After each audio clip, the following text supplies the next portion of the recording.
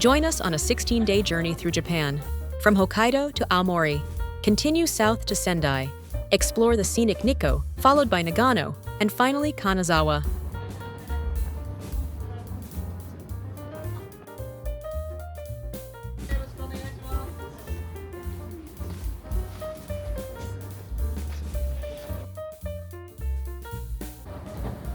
Our first stop is Otaru in Hokkaido. Just outside Otaru Station, you'll find the lively Triangle Market, known for its impressive display of fresh seafood, especially the abundance of crabs.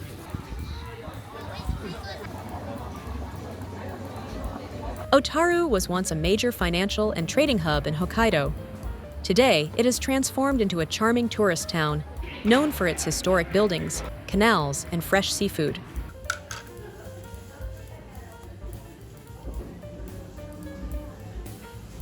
If you enjoyed this video, please like, comment, share, and subscribe to our channel. Thank you for your support.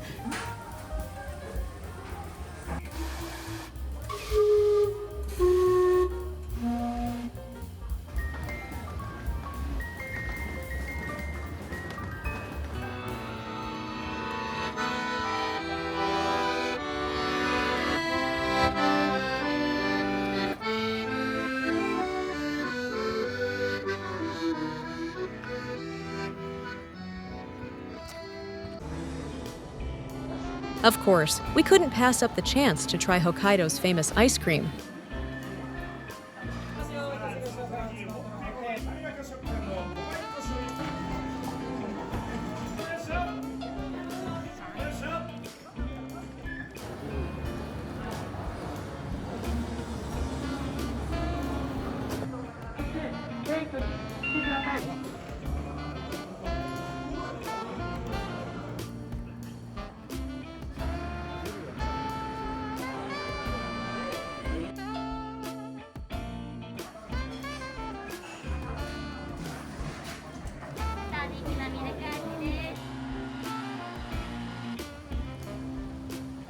It was October 28th, and the autumn foliage at Hokkaido University was in full glory. A breathtaking display of vibrant reds, oranges, and golds.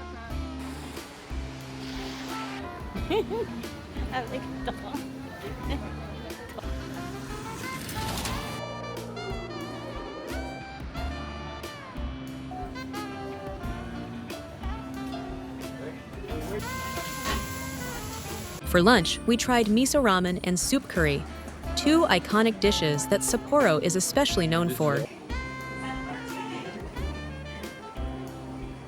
On our last night in Sapporo, we indulged in a live crab feast featuring all three of Hokkaido's prized crabs: snow crab, king crab, and hairy crab.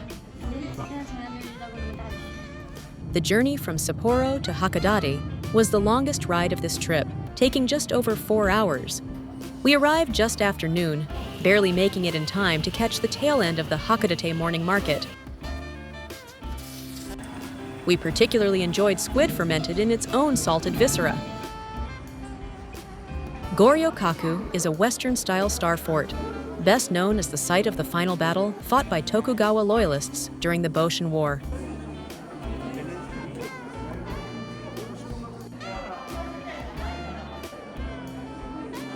Lucky Pierrot is a Hakodate local burger chain known for its quirky decor and its signature Chinese chicken burger. The view from Mount Hakodate is considered one of the best nightscapes in Japan and an absolute must-see. And clearly, we're not the only ones who think so.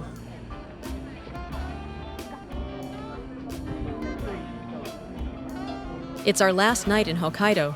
We treated ourselves to a sushi feast before we go. After spending 4 memorable days in Hokkaido, we continued our journey south into the Tohoku region. Our first stop in Tohoku is Aomori City, where we began by exploring its scenic harbor area. We also visited the Nabuta Museum, home to the vibrant, larger-than-life floats from the city's famous summer festival.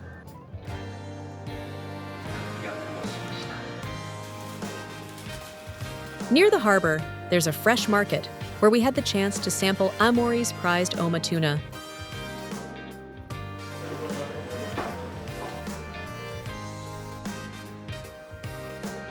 We visited Hirosaki Castle, renowned for its spectacular cherry blossoms.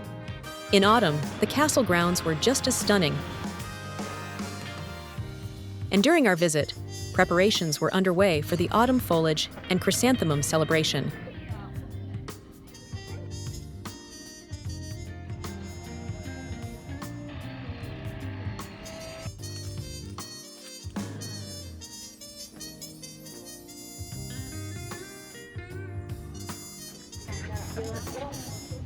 Once the castle keep is fully restored, we'd love to return in spring to witness the cherry blossoms in full bloom.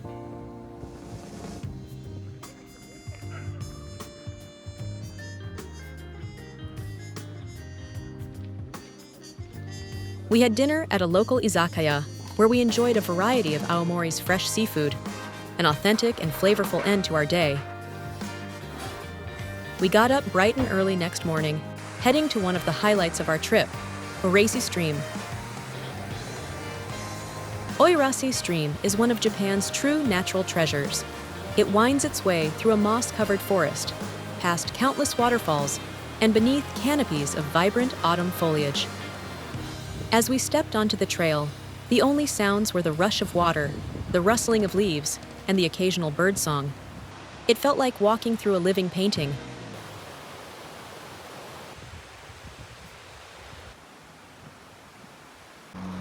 Oirase is a place where time seems to slow down, and every turn reveals a new moment of untouched beauty.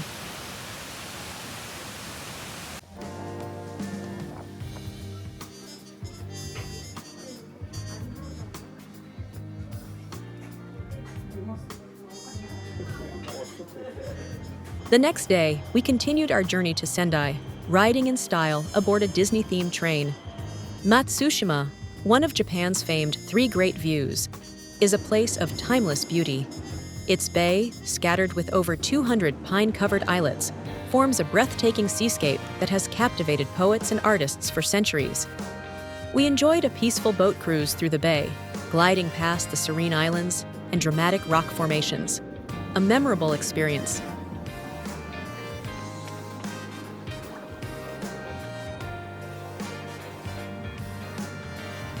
Of course, we couldn't miss the iconic gyutan, grilled ox tongue, tender, flavorful, and packed with rich beefy goodness.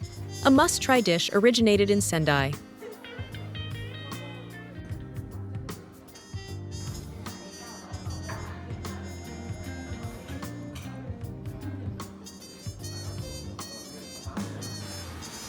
The next day, Naruko Gorge was ablaze with a fiery mosaic of maples, beeches, oaks, and evergreens.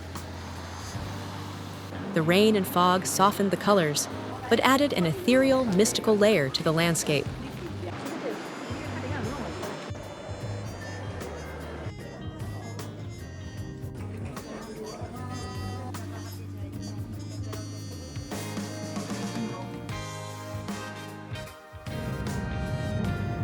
Without realizing it, we arrived in Nikko on a national holiday, and the town was packed with visitors and traffic.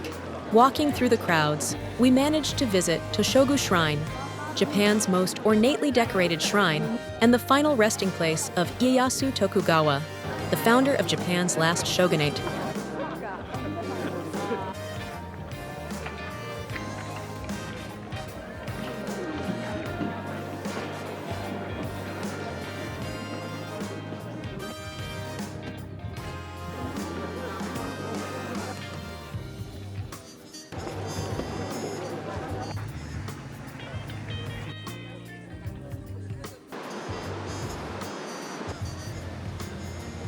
The next day, we ventured into Okunikko, a beautiful national park tucked deep in the mountains of Nikko. Surrounded by golden autumn foliage, we took in the breathtaking views from Akachidaira Plateau and admired Kegon Falls, one of Japan's top 3 waterfalls.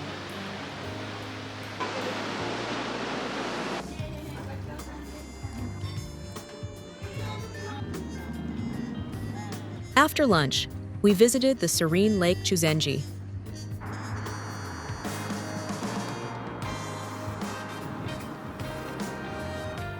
A scenic lake cruise was the perfect escape from the holiday crowds and the best way to take in the stunning autumn foliage surrounding the lake.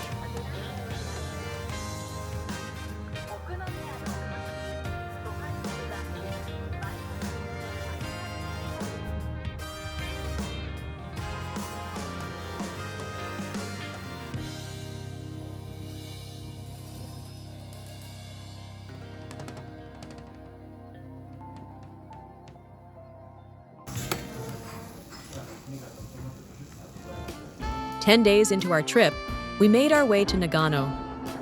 Our first stop was Karuizawa, a beloved resort town popular with Tokyo locals. In autumn, Kumobaike Pond becomes a shimmering mirror of fiery reds, warm oranges, and golden yellows. Its tranquil waters reflect the vibrant canopy above, creating a picture-perfect setting.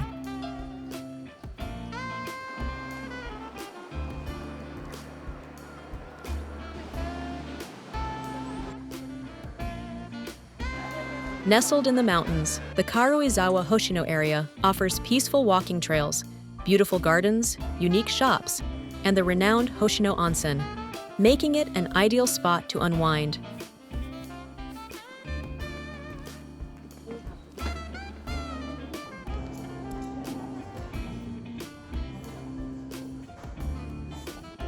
The town of Karuizawa feels surprisingly westernized.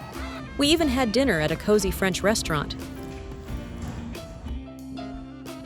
The next day, we made a brief stop at Zenkoji Temple on our way to Matsumoto.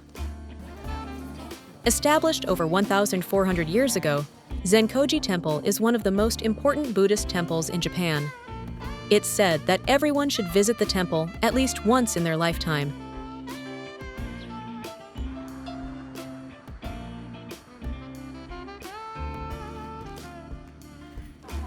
Matsumoto Castle, also known as the Crow Castle for its striking black exterior, is a designated national treasure and one of Japan's most beautiful and well-preserved original castles.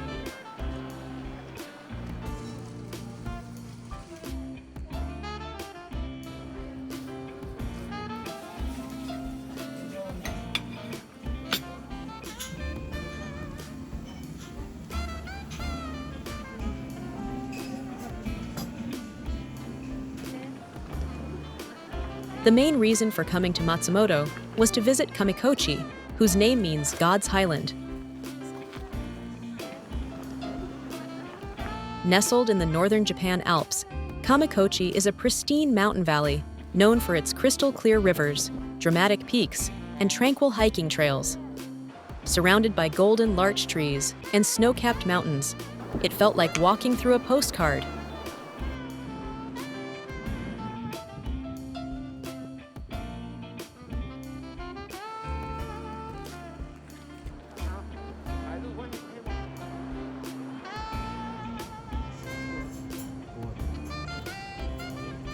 Dinner at a Robotaiyaki izakaya.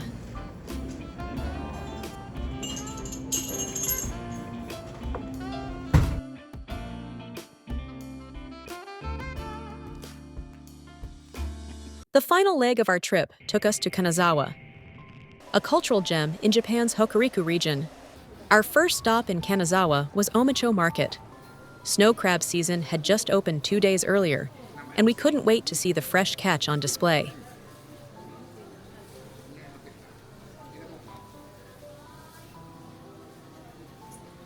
We also enjoyed a sushi dinner right inside the market, savoring some of the finest seafood from the Sea of Japan. After a good rest, we spent the next morning exploring the historic Higashi-Chaya district, known for its traditional tea houses and charming streets.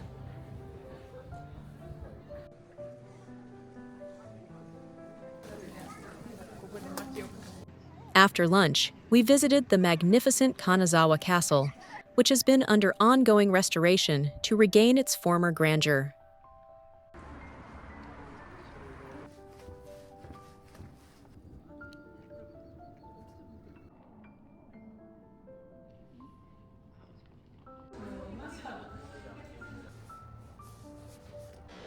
Finally, the famed Kenrokuen Garden, one of Japan's top 3 landscape gardens. Originally built in the 17th century as the outer garden of Kanazawa Castle and meticulously developed over several centuries, Kenrokuen is a true masterpiece.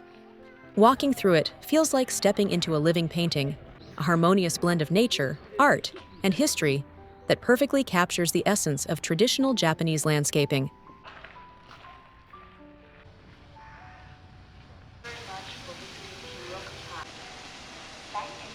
We spent a total of 3 days in Kanazawa, taking the opportunity to sample some of the local cuisine. Black Lily Kanazawa Oden is a local shop famous for its light and sweet soup stock, perfected over 50 years, that beautifully complements each ingredient.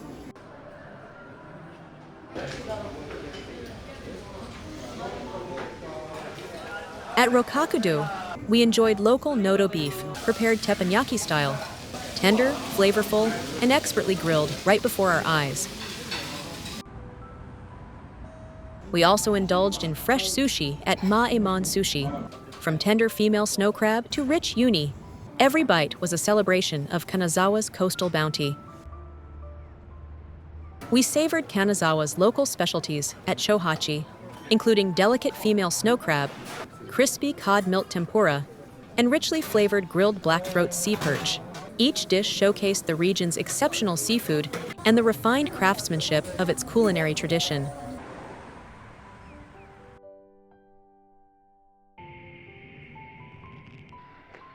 On our last day, we took a day trip from Kanazawa to Shirakawa-go. The village is famed for its fairy tale-like gasho-style houses, traditional farmhouses with steep, triangular thatched roofs said to resemble hands pressed together in prayer.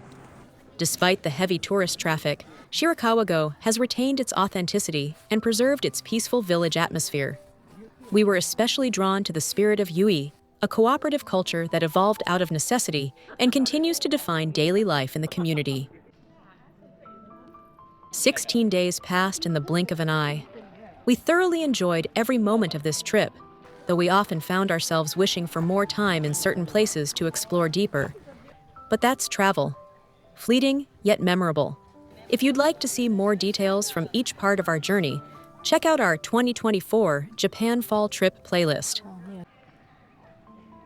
Thank you for watching. We hope you enjoy this video. Please like, comment, share, and subscribe. And hit the notification button so you won't miss the next episode. Stay curious, stay inspired, and we will see you in the next one.